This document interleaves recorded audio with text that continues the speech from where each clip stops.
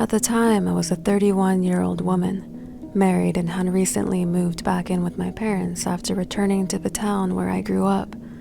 My husband and I were taking our time finding our own place because we wanted something nice in the area, which was hard to find.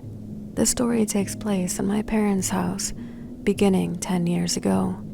To give you some context, the house is a 2-story brick and stone structure within the city limits, yet it's surrounded by dense woods. You enter through a garage that leads into the kitchen, with the first bedroom to your left. Past the kitchen is the main living room, and to the right is a spacious hallway. In this area, you'll find the main dining room and a second living area. If you continue straight, you'll see the staircase to your left, and further ahead is my parents' bedroom and bathroom. Going up the stairs, you come to the third living area.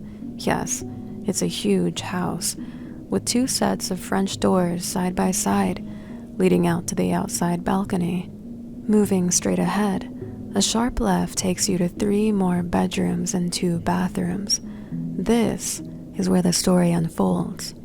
The first time I stepped foot into the house, I immediately felt something off, like something just wasn't right. I sensed a presence but couldn't tell what or who it was. I brushed it off, thinking I was just overthinking. However, I continued to feel this way over the next couple of years, making me feel less and less enthusiastic about visiting. My parents used to gamble a lot back then, so they would ask me to babysit my younger brother and sister on some weekends. My boyfriend, now husband, loved them, so he would always help me babysit. At first, I didn't pay much attention to the uneasy feeling because we were busy playing or eating dinner with the kids. But as time went on and things calmed down, we would end up watching movies until it was time for bed. Now, my husband is one of those people who can fall asleep the second his head hits a pillow. I, on the other hand, take forever to get comfy and actually wind down. Even when I do finally fall asleep, I often don't sleep well. This particular night was the first time I saw and heard something in this brand new house. The bed in the room was positioned to face the doorway, though not directly in front of it. With the double doors open, you could see the front of the staircase and all the way down the hallway, at least as long as the light was on. That night, only one hallway light was on. I was lying in bed with the TV on, but the volume was low so I could hear if one of the kids called out.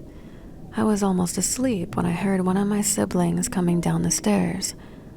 I opened my eyes a bit and waited for them to reach the bottom, but they never showed. I didn't think much of it, so I closed my eyes and began to drift off again. A few minutes later, I heard the same exact sound. I opened my eyes and waited, but again, they never reached the bottom. This time I sat up and listened, feeling a bit spooked now but still in control. I was nervous, but I decided to check if they were there. Maybe they were scared to come all the way down in the dark. No one was there. Confused and thinking I might be imagining things, I returned to bed, this time closing one of the double doors. A few hours later, around 2:30 a.m., I felt as if someone was standing very, very close to me, right next to the bed. Normally when I opened my eyes, I would see the green glow of the alarm clock on the bedside table. But this time I saw nothing. It was pitch black. I couldn't even see the hallway light, and the TV had turned off on its own. I felt paralyzed, wide awake now and terrified. Finally, I managed to call out my husband's name loud enough to wake him. He reached over and turned on the light, and just like that, my fear dissipated and I could move again. I broke down, crying, unable to explain to him what had just happened. Even if I had, he didn't believe in these types of things, so I told him I'd had a nightmare and asked him to please check on the kids. When he returned, he said the kids were fine and got back into bed. With the light on, I eventually fell back asleep, but it took a long time. The next day, I told my mom about what had happened, and that's when she confessed something. She had been hearing things on the stairs at night, and had even seen someone standing by the door at times. She hadn't told anyone because she didn't want to scare the kids. Then she told me what she had done. She wanted to know what was going on in her house, so she bought a voice recorder. One day, she decided to use it and went upstairs while everyone was gone. She asked the usual questions like who's here, what do you want, why are you here? Then she said, "You have passed away and need to go into the light. You are not welcome here." The next day, she left the recorder in one of the upstairs bedrooms, letting it record for about 4 hours while she was out running errands. I asked if she had listened to it, and to my surprise, she admitted she was too afraid to listen alone. I wanted to hear it, so we went to the computer and uploaded the recording. During the 4 hours when she was gone, you could hear something clicking or tapping, and there were sounds like a drawer opening and closing, though we weren't sure. Then we got to the part where she was asking questions. There was a constant noise like a fan or maybe static, making some sounds indistinguishable. But one sound we did hear chilled us to the bone. When she asked, "What do you want?" there was an answer. The voice had said, which was my brother's name. It didn't respond to any other questions, just that one. I started to tear up immediately. My brother hadn't been having night terrors for no reason. Something had been there for him, every night. We soon asked a friend to cleanse the house, and for a long time, everything was okay. My brother stopped having night terrors, my mom could sleep comfortably, and all was good again. Until now. I've been living in this house for a month and a half, and for the last 3 weeks I've been seeing things everywhere, especially when I'm alone. Because of this, I won't stay alone anymore.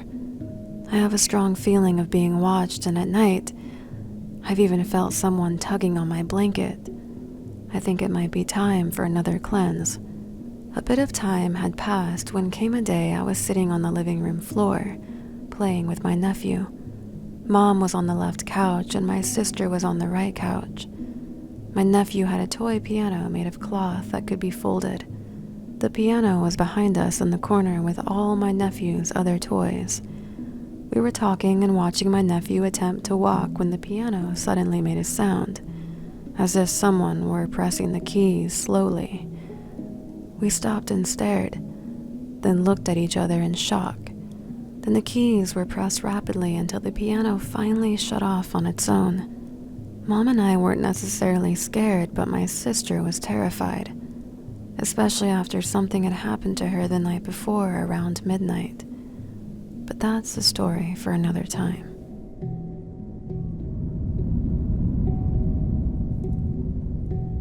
My sister lives in the most active haunted house I have ever been in. It doesn't freak her out much, and I'm mostly unbothered by it too. We both grew up in a haunted house, so the unexplainable is nothing new to us. But for my brother-in-law and the kids, it's a whole different story. Within 2 weeks of moving in, my sister saw a full-bodied apparition standing in the dining room. It was an older man wearing a large brimmed hat and a vest. 2 weeks later, my brother-in-law saw the same man. He didn't take it as well, considering he's terrified of ghosts. About a month later, the man appeared yet again, this time standing in the entryway, visible through the screen door looking out. My brother-in-law stayed in his car until my sister got home. He's no coward. He's quite dangerous in a brawl, but I guess he draws a line at things he can't punch. Curious, they asked the previous occupants, who were friends of theirs, if they ever had experienced anything strange while living there. They responded with, "Did you see the man?" Clearly, this entity was a regular presence in the house for them too. I didn't know about any of this until my sister and brother-in-law told me. Intrigued, I offered to check it out, especially since I was already going over to help hang sheetrock. When I arrived, only my brother-in-law was there. and he told me about the footsteps that had recently started. I used to do ghost hunting as a hobby, but in all that time I'd never heard ghostly footsteps. I was a little excited, to be honest. We started cutting and hanging sheetrock in the kitchen when, sure enough, I clearly heard someone walking around right above my head on the second floor. I looked at my brother-in-law with a smirk and said, "Are you serious, dude?" He just nodded and said, "It happens all the time now."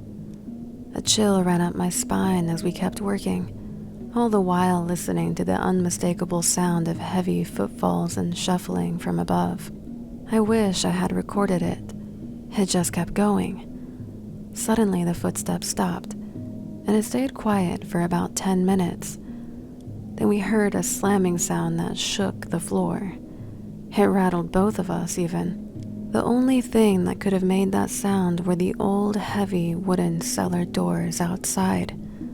I told my brother-in-law that we had to check it out. He wasn't a fan of the idea, understandably. My main concern was the off chance that someone had broken in, so I grabbed a claw hammer and told him to back me up if things got real. I'll be honest, my hands were shaking as we pulled open the cellar doors and descended into that musty old basement. We searched every inch, but there was no one down there. At least not that we could see. Another chill ran up my spine and I got out of there fast. That was my first experience in that house. A few months later, I offered to stay overnight and record the basement with a baby monitor. Nothing high-tech, but it gets the job done. I set the monitor up in the creepiest part of the basement and recorded roughly 16 hours of footage. I never caught anything on video, but the audio was unnerving. There was a constant, barely audible murmuring, even in the early morning hours when everyone, including me, was fast asleep. It sounded like numerous individuals were having a conversation they didn't want anyone to hear. Oddly enough, the activity stopped without any explanation, and the house was quiet for about a year, until just recently. The things happening now put me on edge, because I've seen things in broad daylight that I can't explain. On 2 occasions, I saw what looked like a woman walking through the front yard toward the back of the house. But when I went to check, there was no one to be found. One of the kids even experienced something almost identical, but far more terrifying. My nephew was playing in the backyard in the afternoon when a woman's head peeked around the side of the house, staring right at him. He panicked and ran behind one of the cars in the driveway. A few seconds later, he heard footsteps going up the outside stairwell to the second floor, but he couldn't physically see anyone there. I find this disturbing because all the previous activity seemed random, as if the ghosts weren't aware of us. But now it almost feels like they're quite aware. It's quieted down a bit lately, but this house has its ebbs and flows. I just pray the ghosts don't try to make physical contact next.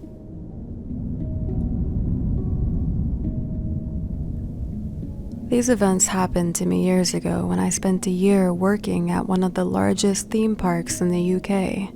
This place is about half an hour from where I live, and while I won't name it directly, I'm sure a few of you can probably guess where it is.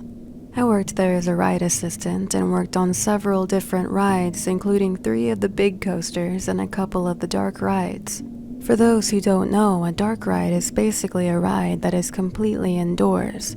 The most common example of this is your typical ghost train. Now, one particular ride is based partially inside the ruins of the family estates from which the park gets its name, and a supposed curse that they were afflicted with.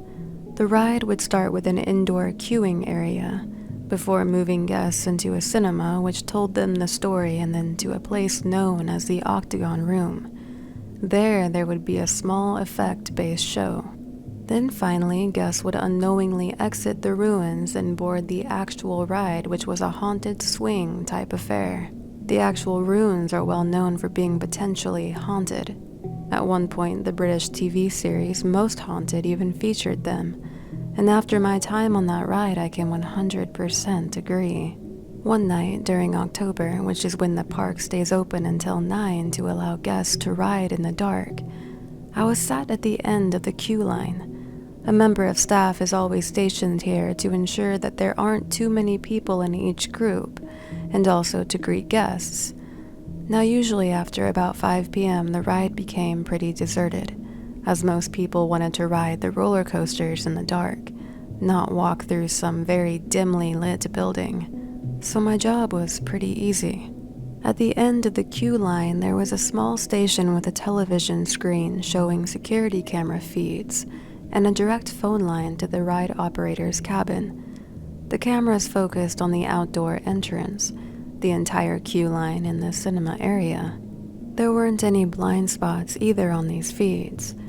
Now this night I was doing my usual thing, checking Facebook, playing Angry Birds, and keeping one eye on the monitor.